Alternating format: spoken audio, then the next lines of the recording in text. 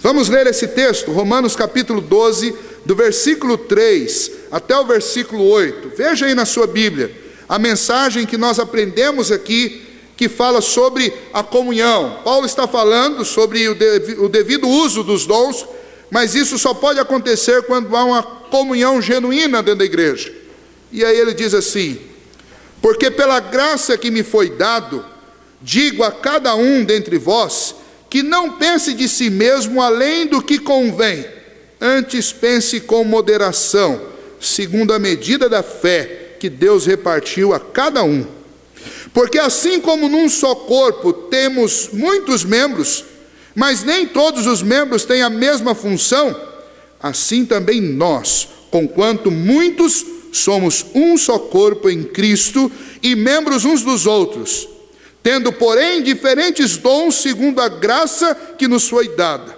Se profecia, seja segundo a proporção da fé. Se ministério, dediquemo-no ao ministério. Ou o que ensina, esmere-se no fazê-lo. Ou o que exorta, faça-o com dedicação. O que contribui, com liberalidade. O que preside, com diligência. Quem exerce misericórdia, com alegria. 3 lições, pelo menos, nós podemos tirar daqui neste momento, para a nossa vida e para a vida da nossa igreja. E a primeira delas é muito clara. Uma igreja que quer viver a verdadeira comunhão do corpo de Cristo, precisa considerar, cada um dos seus indivíduos precisam considerar a si mesmos com moderação. Eu não posso pensar de mim além daquilo que convém. E pensar de mim além daquilo que convém é pensar de mim além daquilo que de fato eu sou. E a mensagem de Paulo é esta: quem cada um de nós é. Foi feita uma pesquisa entre estudantes pré-universitários da América e do Oriente, pegando 2 países especificamente, Estados Unidos e Japão. E um teste foi feito. Esse teste media quanto de autoestima esses jovens tinham e quanto de conhecimento teórico cada um deles tinha. Quanto de preparo e quanto de autoconfiança, de autoestima. E aí, os japoneses ganharam de lavada. Eles bateram a média geral dos alunos que fizeram essa prova, 90% de acerto de todo o conhecimento teórico que eles precisavam e que eles deveriam ter na faixa etária deles e na faixa de estudo que eles estavam cursando. Quanto à autoestima, os índices deles foram abaixo dos 10%. A mesma prova foi aplicada na América do Norte, e o oposto é completamente verdadeiro.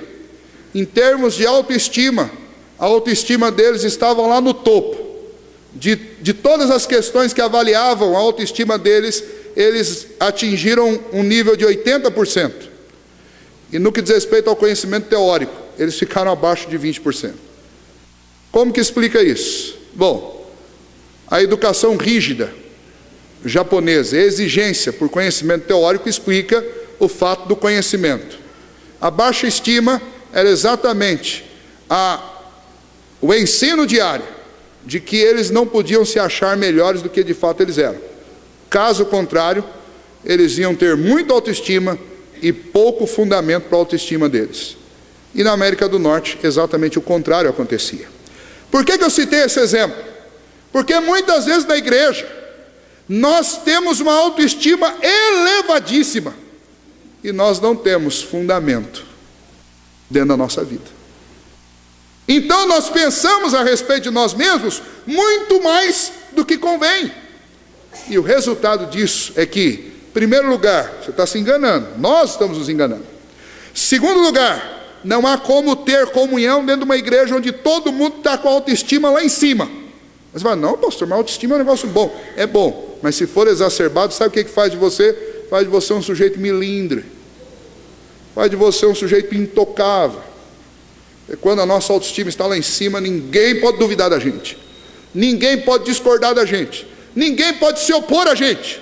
Então o apóstolo Paulo está dizendo, dentro da igreja, que quer viver a verdadeira comunhão dentro de uma igreja, que quer ser corpo de Cristo, cada um deve pensar de si aquilo que convém, nada além disso.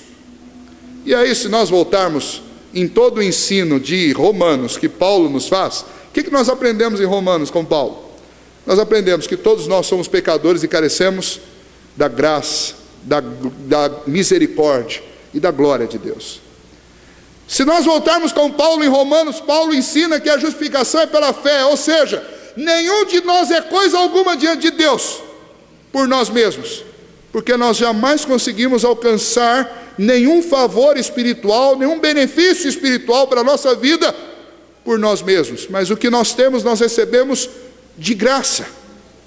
E a nossa declaração de justiça foi promulgada por Deus e não por nós. Foi promulgada com Deus com base na justiça de Cristo e não com base na nossa justiça. O que eu devo pensar de mim mesmo? Os talentos que eu tenho, Paulo diz que eles foram dados por Deus, e é o mesmo Deus que aperfeiçoa. Se você abrir lá em Filipenses, você vai aprender o seguinte: o Deus que começou a boa obra em vós há de levar até o final. Quem vai levar a boa obra até o final? O Senhor. Também o apóstolo Paulo, falando aos Filipenses, diz: Deus é quem executa em nós tanto o querer como o realizar. Portanto, qualquer avanço na minha vida não é fruto meramente do meu trabalho, do meu esforço, mas é fruto do esforço e do trabalho do Senhor. Portanto, quando eu pensar alguma coisa de mim dentro da igreja, eu tenho que pensar o quê? Eu não sou nada. Eu não tenho nada.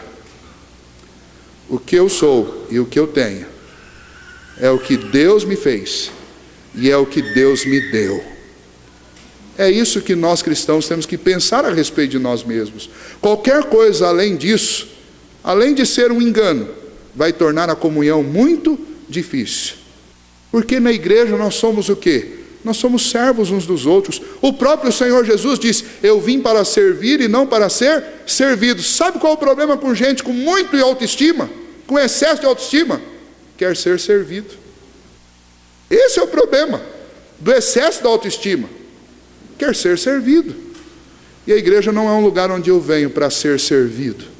A igreja é um lugar onde eu venho para servir. Então este conceito que Paulo está dizendo, como é a igreja?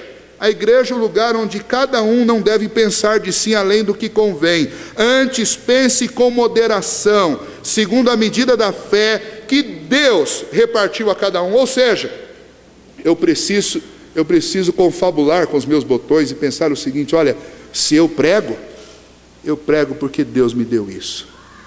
Se eu canto porque Deus me deu isso. Se eu trabalho, se eu zelo, se eu limpo, eu faço porque Deus me deu isso. Se eu lidero porque Deus me deu. Se eu oro porque Deus me deu o dom de interceder. Se eu tenho para contribuir, eu tenho porque Deus me deu o dom para contribuir. Se eu sinto misericórdia e atendo os necessitados e visito e estou sempre lá, eu tenho porque Deus me deu isso. Então eu devo pensar com moderação, lembrando quem é que dá a cada um de nós esses talentos e esses dons. Esse é o primeiro princípio de Paulo aqui para a nossa comunhão.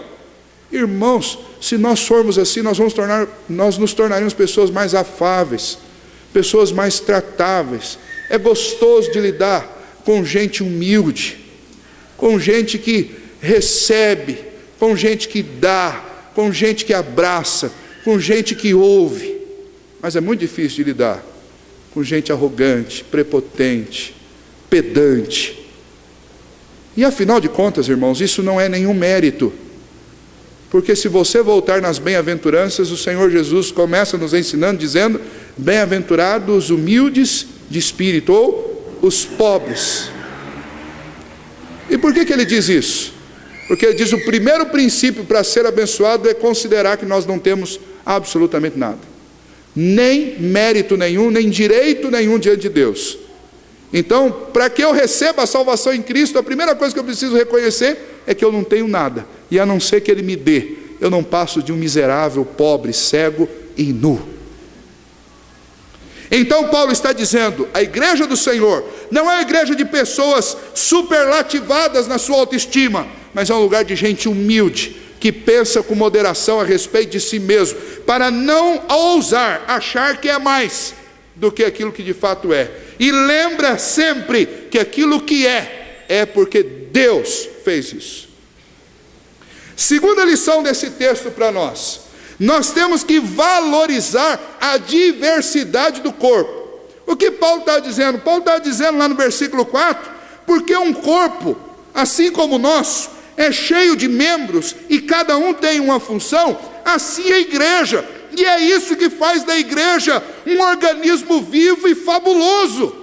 Já pensou se todos nós aqui fizéssemos a mesma coisa?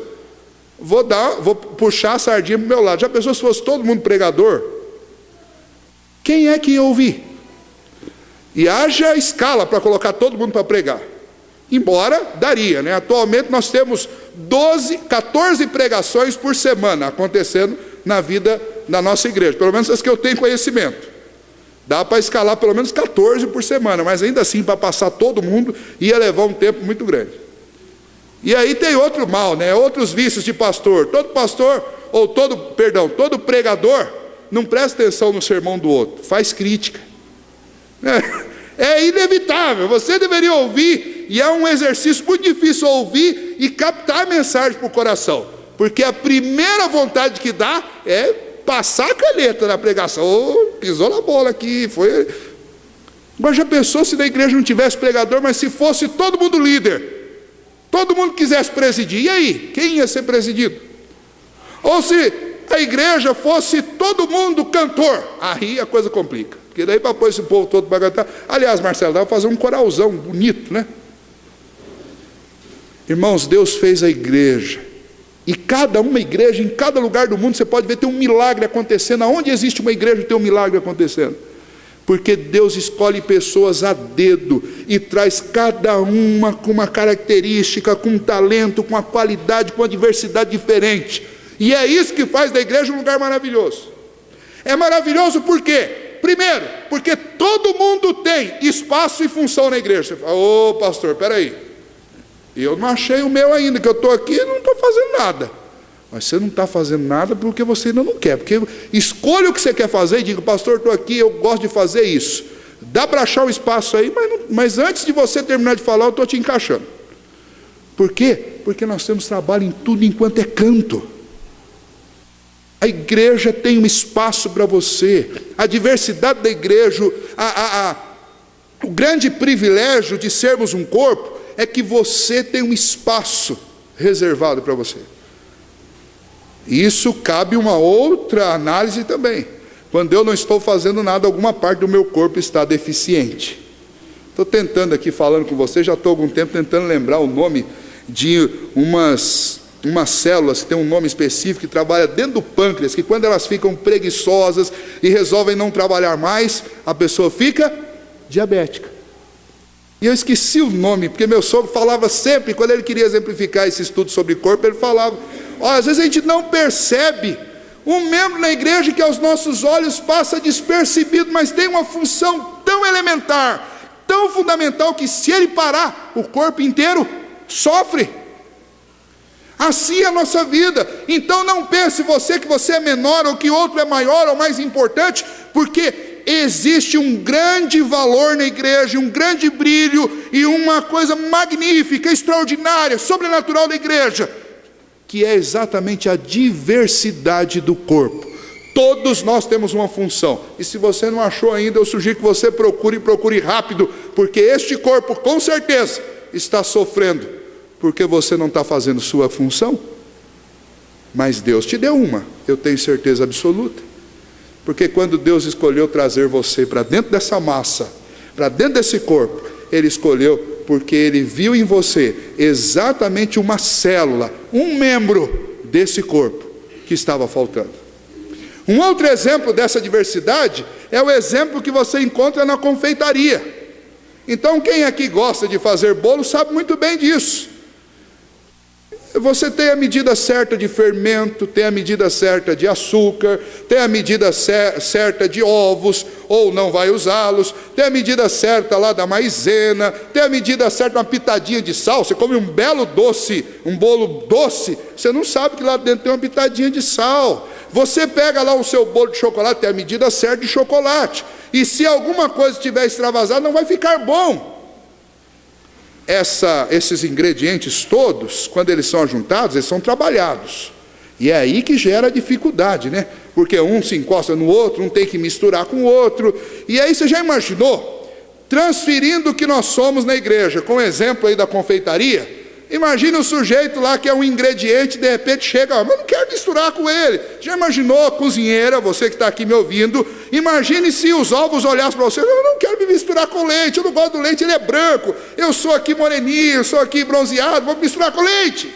Essa coisa esquisita. E o sal falasse assim: eu não vou misturar com açúcar, é um melado, muito docinho, eu sou um sujeito mais salgado, né? Mas, às vezes na igreja a gente faz assim. Deus nos colocou na mesma massa e fala: opa, ó senhor, ali com açúcar ainda vai, mas com a margarina não dá, eu não suporto margarina derretida. Às vezes a gente faz isso, gente. Mas o grande show, o grande sobrenatural, a grande festa, a grande obra de ser uma igreja é fazer parte desta obra, dessa confeitaria de Deus, porque Deus nos colocou junto para produzir algo maior do que eu ou você poderíamos ser sozinhos durante a vida inteira. É por isso que nós estamos aqui juntos, é por isso que você está aqui. Então se alegre com a adversidade. Nós não temos que ficar tristes com a adversidade, mas hoje nós recebemos mais 3 irmãs na nossa igreja. Nós temos que nos alegrar, porque alguma lacuna Deus viu aqui e falou assim: eu vou levar mais 3 pessoas para lá, porque eu sei que tem um espaço ali que essas 3 irmãs vão ocupar. E este é o brilho da igreja. Nós temos que nos alegrar com isso. Então quando alguém chega, nem que seja para nos visitar na igreja, eu tenho que ir lá abraçar essa pessoa e falar assim: olha, Deus trouxe você aqui porque nós precisávamos de você aqui. Vou falar essa frase aqui para os nossos visitantes de hoje, todos que estão aí: Deus trouxe vocês aqui porque essa igreja precisa que vocês estejam aqui. Vou usar essa frase para o Pedro e para a Silvana e para o Pedrinho que estão ali conosco, né? Vou usar essa frase para o Edson, está lá no último banco, Edson. É uma alegria você estar aqui, porque Deus quis que você estivesse aqui.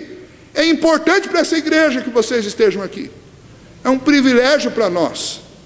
E nós temos que sentir isso, irmãos, uns com os outros. Nós temos que ter essa alegria de estarmos juntos, porque quando nós estamos juntos, na diversidade do corpo, nós podemos não só realizar muitas outras coisas, mas nós podemos sentir Deus atuando na nossa vida para realizar algo muito maior do que qualquer coisa que nós pudéssemos tentar ou ousar fazer sozinho. Então, para viver em comunhão, eu preciso considerar que eu não posso pensar a respeito de mim mesmo além daquilo que convém. E eu preciso considerar que a diversidade não é minha inimiga, muito pelo contrário. A diversidade é uma das características mais importantes e mais belas da igreja. Por último, nesse texto, Paulo vai dizer o seguinte: olha, irmãos, Deus deu a cada um dom diferente. Deu a uns o dom de profetizar, e esses façam segundo a proporção da sua fé. O ministério, então, que se ocupem com o ministério, é o que ele diz. Outros, o dom de ensino, então esse deve fazer isso bem feito. Outros, o dom da contribuição, que façam isso com liberalidade. Outros, o dom da exortação, de chamar a atenção, de trazer as pessoas para o prumo, que façam isso com dedicação. E aí ele vai dando exemplos, e ele poderia citar exemplos de todos os dons que a Bíblia fala, mas não era o propósito dele continuar fazendo uma lista aqui infindável. O propósito dele era nos cientificar, nos ensinar que a igreja, vivendo na sua comunhão, não só deve pensar de si o que convém, deve se maravilhar, deve entender a graça e a beleza da diversidade, mas cada um dos membros, em terceiro lugar, cada um dos membros precisa entender que Deus deu uma missão para nós, e essa missão precisa ser cumprida. Essa é a ênfase de Paulo. Se profeta, então profetiza. Se ministério, então ministério. Se ensino, então ensine. Se exortação, então exorte. Se contribuição, então contribua. Ou seja, a missão que Deus me deu dentro desse corpo, eu preciso realizar.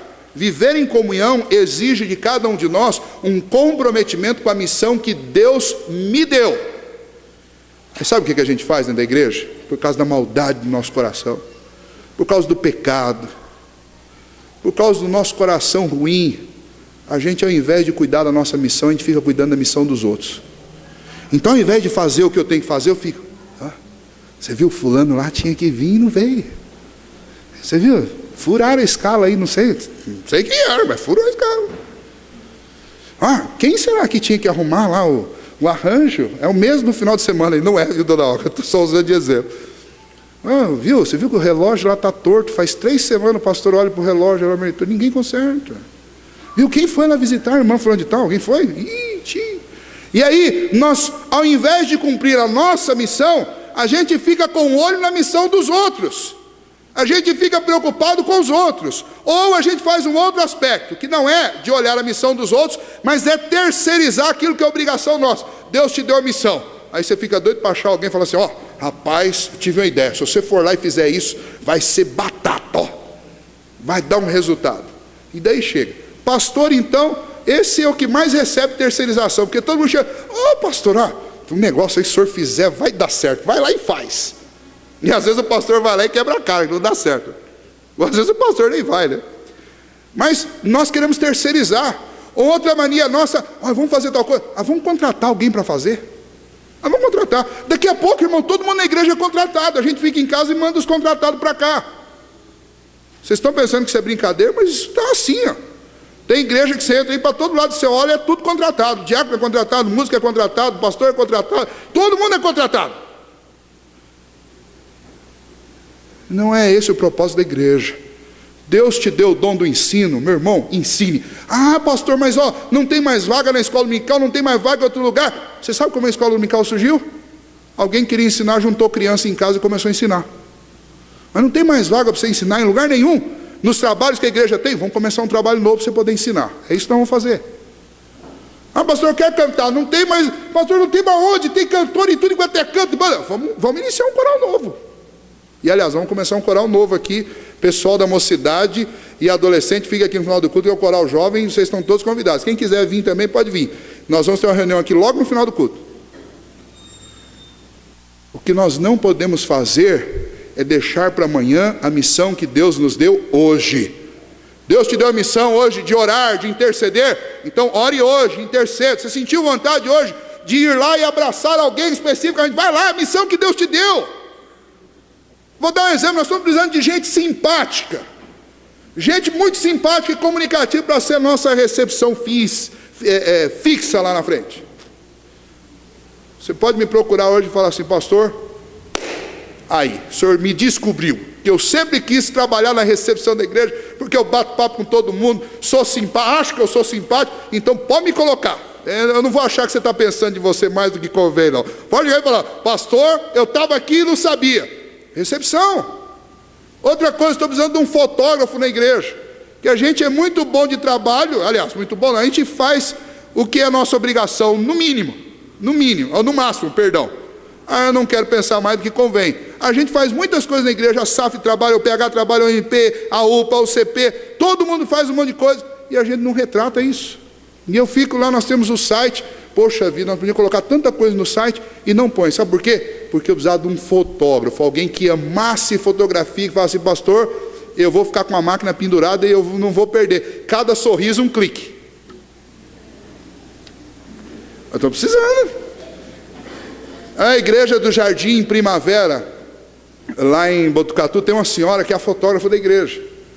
Ela não achava o que fazer. O pastor que estaria aqui hoje, o reverendo Reginei, ele falou para mim, falou assim: olha, essa irmã ficava um tempão e não se encaixava. Ela não gosta de plenária, negócio de SAF, não consegue se encaixar de jeito nenhum, não conseguia. Ela não é cantora, não é... Um dia eu descobri que ela gostava de tirar foto e filmagem, é com ela mesmo, ela tira foto dia e noite. Se eu ficar parado na frente da igreja ali, esperando a carona, ela vai passar e vai tirar foto de mim. Tá bom, virou fotógrafo da igreja. Precisa ter espaço? Tem, lógico que tem. A igreja tem espaço para todo mundo. Agora, Deus deu a missão para cada um de nós. O problema é que nem sempre nós estamos dispostos a cumprir a missão que Deus nos deu. Mas você não tem que ser o melhor fotógrafo do mundo, nem o melhor recepcionista, nem o melhor líder, nem o melhor pregador, nem o melhor orador, nem a pessoa mais rica da igreja para contribuir muito. Você tem que ser alguém que tenha consciência que Deus te deu a missão. Cumpra a missão que Deus te deu, segundo a força que Deus te deu. É isso que Paulo está dizendo. Cada um de nós tem uma missão. E para que a nossa comunhão seja efetivada, cada um de nós tem que cumprir a sua missão dentro da igreja. Amém? É assim que tem que funcionar, irmãos. Então o ensino de Paulo é: veja, descubra qual que é a sua, e então faça o trabalho na sua medida. Ah, pastor, eu fiquei sabendo que quem faz isso tem que ser um expert. Não, não tem que ser. Se Deus te colocou aqui, a medida do seu talento é a medida que Deus acha que a gente precisa. Então é isso. Vai na força do Senhor. Lembra de um exemplo de um homem que serviu a Moisés durante muito tempo, e Deus tomou Moisés, e chegou a vez de Josué assumir a liderança do povo. Sabe o que o Josué fez quando Moisés sumiu e ele sabia que ele era a bola da vez? Se escondeu dentro da tenda dele e ficou lá, não tinha quem tirava ele lá de dentro. Ele falou: não posso, eu sou pequeno demais, como que eu vou dar conta desse negócio? E Deus disse para ele: não te mandei eu? Ser forte e corajoso, eu vou te ajudar. Olha, você sabe, aí eu estou falando aqui, o seu coração está vibrando, porque você sabe a missão que Deus te deu dentro dessa igreja. Não se esconda dentro da tenda, não. O Deus que te pôs aqui, Ele está dizendo para você: ser forte e corajoso, eu te ajudo, eu te sustento, assuma. Porque com certeza, se você é a pessoa que Deus escolheu, qualquer outro que nós colocarmos lá, não vai fazer do jeito que era para ser. Então, lembre disso, a igreja é um lugar de comunhão, e a nossa comunhão se expressa na humildade que cada um de nós deve ter, principalmente quando nós pensarmos a respeito de nós mesmos. Segundo, essa comunhão é expressada na valorização que nós damos para a diversidade. A diversidade aqui entre nós é um presente de Deus, porque se nós fôssemos todos iguais, aí sim, seria uma lástima, porque a gente ia viver brigando aqui dentro. Graças a Deus porque nós somos diferentes. Agora, lembre de uma coisa: Deus deu a cada um de nós uma missão. Eu não posso cumprir a missão que é sua, você não pode cumprir a missão que é minha, mas todos nós podemos cumprir a missão de cada um de nós, a nossa missão, na força do Senhor. Amém? Que Deus nos ajude, para que de fato nós cumpramos aquilo que Deus quer que nós façamos, que nós possamos viver esta comunhão gloriosa e preciosa, que pode ser vivida dentro de uma igreja que entende essas responsabilidades, esses princípios que são essenciais para que haja comunhão, para que haja doçura nos nossos relacionamentos.